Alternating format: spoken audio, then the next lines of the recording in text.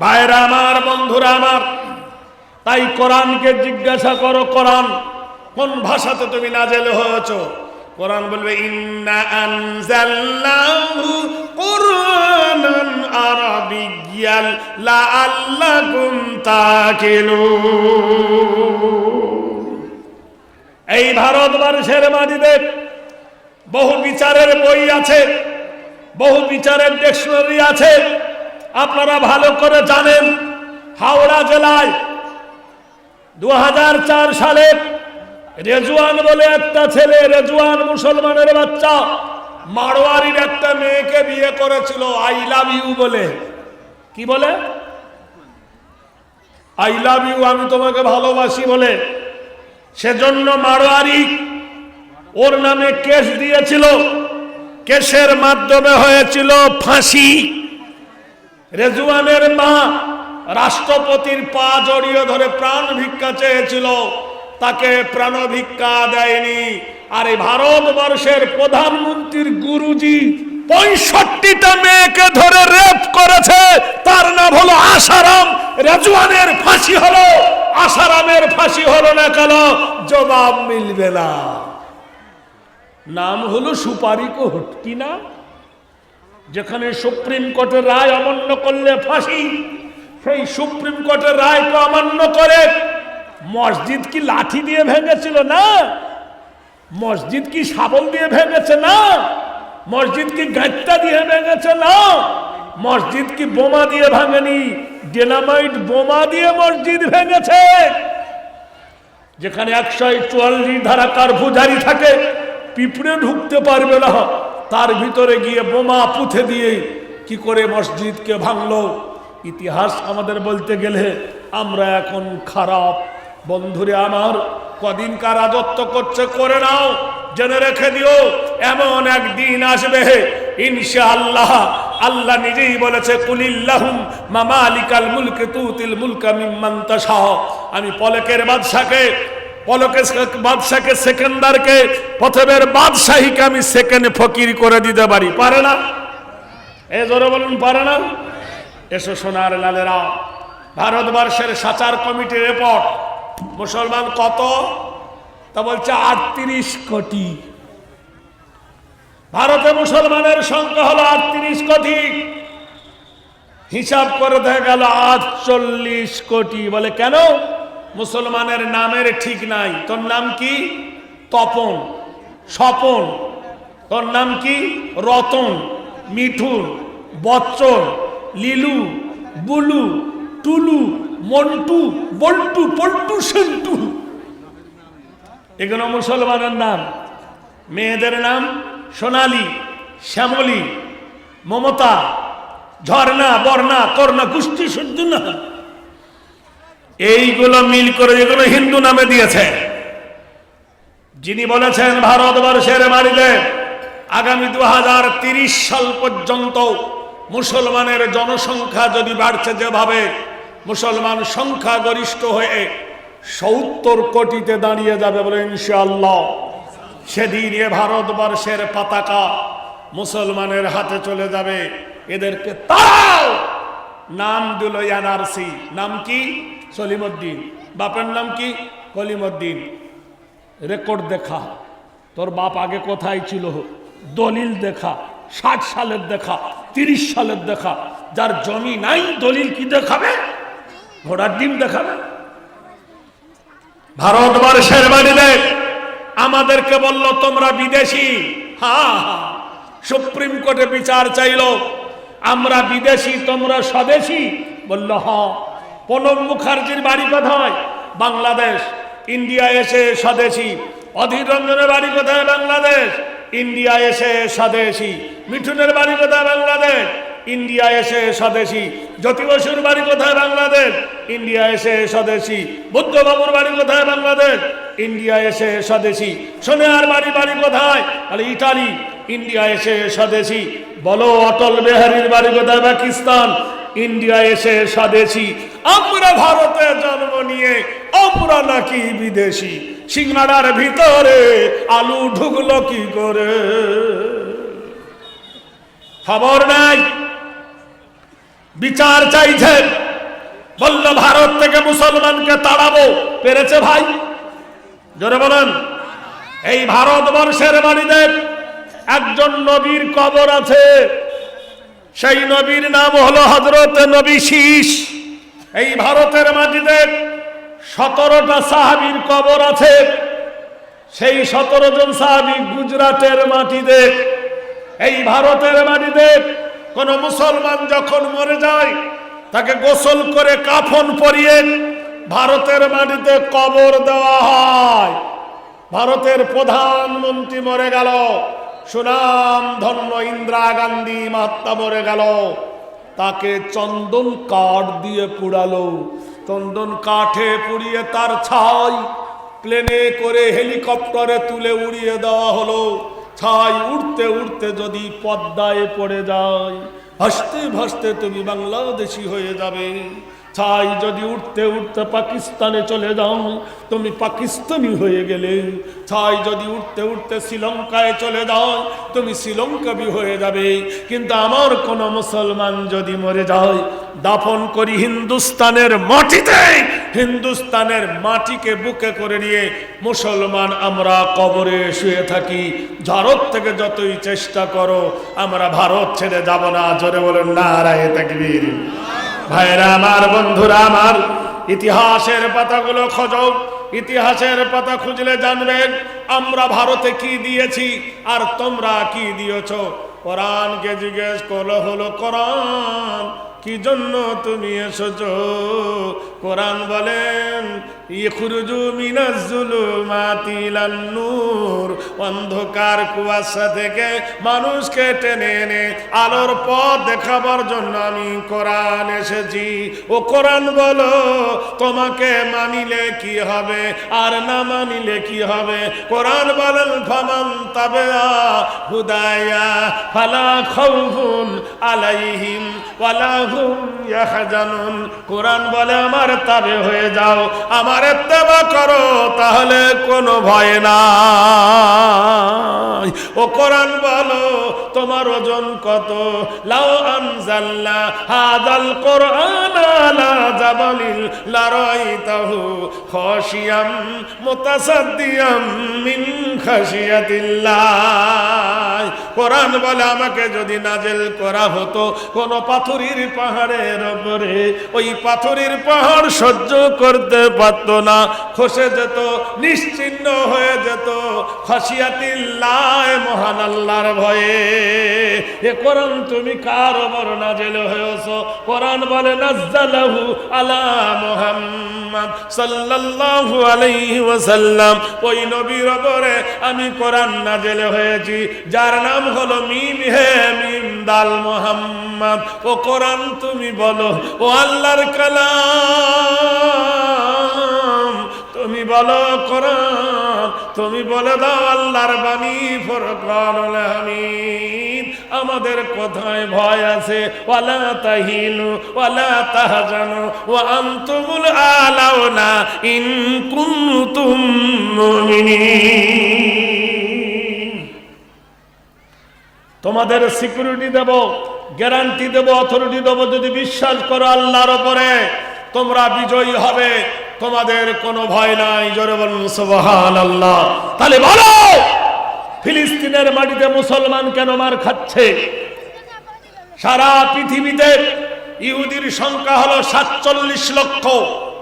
47 লক্ষ ইহুদি, আর মুসলমানের সংখ্যা হলো 130 কোটি। 130 কোটি মুসলমান সারা বিশ্বে, 47 লক্ষ ইহুদি। 1 কোটিও নয়, হাফ কোটিও নয়, তারা মুসলমানকে ধরে ধরে মারছে। আর মুসলমান কাঁদতেছে আর বিশ্বের কাছে সাহায্য চাইছে, আমাদের বাঁচাও। মিশর দাঁড়িয়ে আছে, ইরাক দাঁড়িয়ে আছে, ইরান দাঁড়িয়ে আছে, তেহরান দাঁড়িয়ে আছে, কাজাখস্তান দাঁড়িয়ে আছে, পাকিস্তান দাঁড়িয়ে আছে, সৌদি দাঁড়িয়ে আছে, কুয়েত দাঁড়িয়ে আছে। কেউ তাদেরকে সাহায্যের জন্য এগিয়ে আসছে না। মুসলমান ভয়টা কোথায়? আল্লাহ পাক কোরআন শরীফের মধ্যে বলেছেন ফাল্লিয়াবুদু রাব্ব হাযাল বাইতাল্লাযী আত'আমাহুম মিন জুই ওয়া আমানাহুম মিন খাউফ। আল্লাহ নিজেই বলছেন তোমরা আল্লাহর ঘরে রক্ষা করবে, আল্লাহর ঘরের সেবা করবে, আল্লাহর ঘরে আরাধনা করবে, আল্লাহর ঘর উপাসনা করবে, তাহলে আমি আল্লাহ রাব্বুল আলামিন তোমাদের জন্য ক্ষুধার খেজুর দেব, পিপাসায় পানি দেব, তোমাদের আমি নিরাপত্তা দান করব। আজ মসজিদ ছেড়ে দিয়েছ, আজ কোরআন ছেড়ে দিয়েছেন, আজ আল্লাহকে ছেড়ে দিয়ে বেঈমানের পথ অগ্রসর হয়েছ, এজন্য তোমাদের আমাদের উপর গজব নেমে আসছে। যেখানে কোরআন বলে দিল ইন্না হাররামাল্লাহু আলাইহিমুর রিবা, আমি তোমাদের জন্য সুদ হারাম করে দিয়েছি। সুদকে মধুর মতো করে মানুষ গ্রহণ করছে, মনে হয় কিচ্ছু হবে না। মেয়ে ছেলেগুলোকে রাস্তায় নামিয়ে দিয়েছে, তার নাম হলো বন্ধন। এদিকে বন্ধন আছে না নাই? আছে আছে। বন্ধনের সুদে জর্জরিত হয়ে গেছে মানুষ। কোরআন জানিয়ে দিল আল খামরু, তোমরা মদ খেও না, নেশা করো না, তাতেও মানুষ পাগল হয়ে গেছে। লা তাকরাবুজ জিনা, ব্যভিচারী করো না। ব্যভিচারিতা এখন কোনো ব্যাপারই নাই। কোরআন জানিয়ে দিয়েছেন হে মুসলমান ফিরে এসো, রহমতের দ্বার এখনো খোলা আছে। আল্লাহর কোরআনকে আঁকড়ে ধরো, তোমাদের সুপথগামী হবে। দয়ার নবী, রহমতের কান্ডারি, সৈয়দুল মুরসালিন আনিসুল গরিবিন, আল্লাহর নবী তাজদারে মদিনা, রহমতের নবী আমার মসজিদে নববীতে ডাক দিয়ে দিলেন, ও সাহাবীরা গো, অনুসারীরা গো, তোমরা শোনো, ওই বাহরাইনের একজন বাদশাহ নাম হলো ইবনে সরওয়ার নারীদের উপর নির্যাতন শুরু করেছে। মদিনা থেকে 200 মাইল দূর, মদিনার মসজিদ থেকে 200 মাইল দূর জায়গাটার নাম হলো বাহরাইন। বাহরাইনের বাদশাহ ইবনে সরওয়ার প্রতিদিন একটা নারী তুলে আনে, নারীর সঙ্গে জেনা করে, নারীটাকে সকাল বেলায় হত্যা করে দেয়। কি জুলুম, কি অত্যাচার মানুষের বড় হয়েছে দেখুন। যখন কোন অন্যায় অনাচার পৃথিবীতে লুপ্ত পাবে, কেউ প্রতিবাদ করবে না। প্রতিবাদ করবে কারা? যাদের ঈমান আছে তারা। কোরআনে আল্লাহ বলেন ইন্নামা ইয়াখশাল্লাহ মিন ইবাদিহিল উলামা, এক সম্প্রদায়ের মানুষ তারা আল্লাহকে ছাড়া কাউকে ভয় করে না। মসজিদে নববীতে নবী মিটিং ডাকলেন, সাহাবারা উঠে বললেন ওয়া আতানা ওয়া সামি'না ওয়া সাল্লামনা, ওগো নবী আমরা আপনার কথা মেনে নিলাম, আপনার কথা শুনে নিলাম, কবুল করলাম, আমরা যুদ্ধে যাব, অন্যায়কে প্রতিরোধ করব।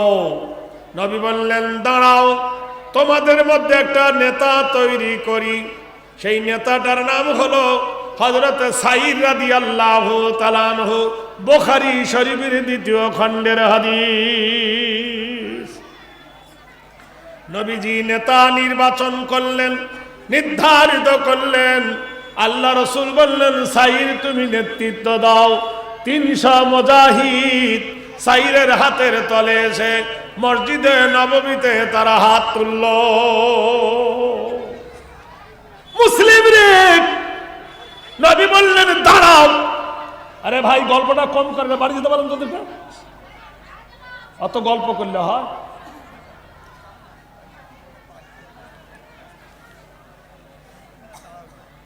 ওরা জলসা শোনেনি, ওরা নিজেরাই গল্পময় মতে আছে। ভাইরা না গল্প করুক, সেটা দূরে করুক বা আস্তে করুক, জোরে আওয়াজ আসছে না। এই ভারতবর্ষের বাড়িতে মুসলমানের ইতিহাস শুনলে চোখ দিয়ে পানি ঝরবে। হাওড়া থেকে পাঞ্জাব পর্যন্ত 5000 কিলোমিটার যে রাস্তাটা বানিয়েছিলেন এটা রবীন্দ্রনাথ বানাই নাই, এটা লক্ষণ সেন বানান নাই, এটা মোহনলাল গান্ধী বানাই নাই, এটা মতিলাল গান্ধী বানাই নাই। এই রাস্তাটা যিনি বানিয়েছিলেন তার নাম হলো শের শাহ, এজন্য নাম হলো শের শাহী রোড। শুধু তাই নয়, রাস্তার ধারে টয়লেট, রাস্তার ধারে পেশাব পায়খানা গোসলখানা এবং আমের গাছ জামের গাছের সারি 8 লাইন করে বসিয়েছিলেন। আজও পর্যন্ত নজির রয়ে গেছে। ভারতের মুসলিম আজকে দেখো মুসলমান চলে গেছে কিন্তু দোকানদারি রেখে গিয়েছে। ভারতের একটা কবরের খবর রাখো, তার নাম হলো তাজমহল। যে তাজমহলের টিকিট এখন ভারতবাসীর জন্য 150 টাকা, বাংলাদেশের জন্য 300 টাকা, পাকিস্তানের জন্য হলো 700 টাকা, শ্রীলঙ্কার জন্য হলো 150 টাকা, সৌদির জন্য হলো 7000 টাকা, ইরাকের জন্য 9000 টাকা, আমেরিকার জন্য 10,000 টাকা টিকিট। তাজমহল দেখতে গেলে যেখানে মাসিক ইনকাম হয় 8 কোটি টাকা, 8 কোটি টাকা সরকারের তহবিলে যদি ঢোকে, 8 বরং 96 কোটি টাকা তাজমহল থেকে ভারতের অর্থ তহবিলে দেয়। মুসলমানের সম্পদ খাচ্ছ নেড়ে, আর তাকে বলছো ভারত থেকে দেব তেরে। তাজমহল তোমার বাবার তৈরি নয়, এটা মুসলমানের বাদশার তৈরি। নারে দেখবেন আর একটু জোরে ভোল্টেজ ওঠে না? নারে দেখবেন। মুর্শিদাবাদের মাটিতে হরিহরপাড়া থানা একটা মন্দিরের ভিতরে কুকুরে একটা হাড় নিয়ে গিয়েছিল। হাড়, সেই হাড়টা নিয়ে যাওয়ার কারণে চঞ্চলতা সৃষ্টি হলো। হিন্দুরা গিয়ে কোর্টে কেস করলো যে মুসলমানেরা গরুর হাড় আমাদের মন্দিরে ভরে দিয়েছে। পৃথিবীর বড় ডাক্তারগুলো হাড়টাকে তদন্ত করে দেখলো সেটা জেন্দা গরুর হাড় নয়, মরা গরুর হাড়। কথা বোঝেন? এখনকার জামানায় গরুর হাড় কেউ থয়? পা পর্যন্ত লোক খেয়ে নিচ্ছে না। ডিওনরে পিঠে বলে দিল এটা মরা গরুর হাড়। সুপ্রিম কোর্টে জানানো হলো, কোর্ট বলা হয়েছে মুসলমানরা মন্দিরের ভিতরে গরুর হাড় নিয়ে গেল। একজন দাঁড়িয়ে বললেন, ইয়োর অনার, আপনারা বলছেন গরু যদি কুকুরে হাড় নিয়ে যায় তো যদি মুসলমানের দোষ হয়, তো তোমাদের ঠাকুরের সামনে যে ঢোলে বাড়ি মারো ওটা কিসের চামড়া? কুকুরের না গরুর? বলে গরুর চামড়া। মরা গরুর চামড়ায় ঢোল মারো না জেন্দা গরুর চামড়া? হয়ে গেল, উত্তর মিলল না। ইসলামের বিপদ হবে যত ঘনীভূত, ইসলাম হবে তত ত্বরান্বিত। নারে তাকবীর। মুসলমানদের একটা ঘর আছে, নাম হলো হাজারদুয়ারি। এখন তার 80 টাকা টিকিট, সেখান থেকে 3 কোটি টাকা মাসে আসে, 3 বরং 36 কোটি টাকা। মুসলমানদের একটা মিনার আছে, নাম হলো কুতুব মিনার। কুতুবউদ্দিন বখতিয়ার খিজলির তৈরি কুতুব মিনারের টিকিট বিক্রি হয় 40 টাকা, মাসে হয় 2 কোটি টাকা, 12 দুকোণে 24 কোটি টাকা। মুসলমানদের একটা ঘর আছে ফতেপুর, সেটা বানিয়েছিলেন বাদশাহ, একজন বানিয়েছিলেন হুমায়ুন শাহ, একজন বানিয়েছিলেন আকবর। সেটা হলো লালকেল্লা নয়, সেটা হলো আগ্রা। শাহজাহান বানালো দিল্লিতে। 3টে ঘর থেকে আসে 3 কোটি টাকা, 3 বরং 36 কোটি টাকা। তোমার ভারতের অর্থ তহবিলে ঢোকে, চেটে চেটে খাচ্ছ আর বলছে নেড়ে ভারত থেকে দেব তেড়ে। অপরাধটা কি? বললে অপরাধটা হলো মুসলমানেরা আমাদের দেবতাকে খায়, আমাদের গরুকে খায়, গোমাতাকে খায়। বিজ্ঞানিক তথ্য দিয়ে বলল, হ্যাঁ এসো তাহলে গোমাতা ভক্ষণ সরদিতা নরদিত কল্যাণ সর্বভূতে। বাংলাদেশে গেছি, আমারে কইছে হুজুর কেন আছি? ভালো আছি। খবর কি? ভালো। হুজুর কহেন ইন্ডিয়ার কথা? খুব ভালো। বলে হুজুর ইন্ডিয়ার রাজা কি খায়? আমি বললাম মাছ খায়, মাংস খায়, দুধ খায়, সব খায়। বললেন না। কি বলে খাইছে? কি খাইছে? গরুর মুত বলে খাইছে। করোনা বলে একটা ব্যারাম এলো, এই ব্যারামের ভয়ে বাঁচবের কারণে কি খেলু, যে গরুটার বাচ্চা হয়নি, মেয়ে গরু, ওর মুদ খেয়েছে 700 টাকা গেলাস।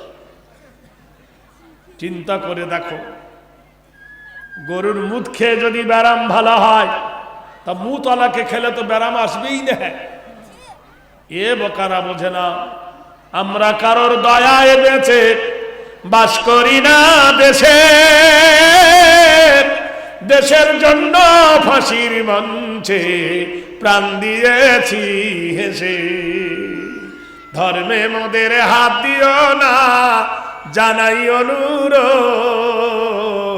নইলে মোরা রক্ত দিয়ে করব প্রতিরোধ। ভাইরা আমার, বন্ধুরা আমার, ধৈর্য ধরো, সবুর করো, ইন্নাল্লাহ মা সাবিরিন, আল্লাহ সবরকারীর সাথে আছে। একটা মসজিদ ভাঙলো তা কি হলো, 1000 মসজিদ আবার ভারতের মাটিতে বানানো হবে। ও মুসলমানেরা, বিশ্বনবী সাল্লাল্লাহু আলাইহি ওয়াসাল্লাম সাহাবীদেরকে বলল, সাহাবীরা চলো বেদুনের জন্য লড়াই করে, মেয়ে ছেলে প্রতিদিন জেনা করে, জেনার হাত থেকে বাঁচাবো। সাহাবারা বলে, ইয়া রাসূলুল্লাহ, বাদশার বিরুদ্ধে লড়াই করতে গেলে মরণ, আমরা কি পাবো? নবী বললেন, তোমরা মরবে না। বলে তার মানে, ওয়ালা তাহসাবান্নাল্লাযীনা কুতিলু ফী সাবিলিল্লাহি আমওয়াত বাল আহয়াউন ইনদা রাব্বিহিম ইরজাকুন। তোমরা দিনের জন্য যারা মরে যাবে, দিনের জন্য যারা শহীদ হবে, দিনের জন্য যারা কতল হবে, তোমরা মরে গেছো এটা বলা হবে না। ইনদা রাব্বিহিম ইরজাকুন, তোমার আল্লাহ তোমাদের কবরে রহমত দেবে। সাহাবারা বললেন, নবী হে, আর কি পাবো? কোরআন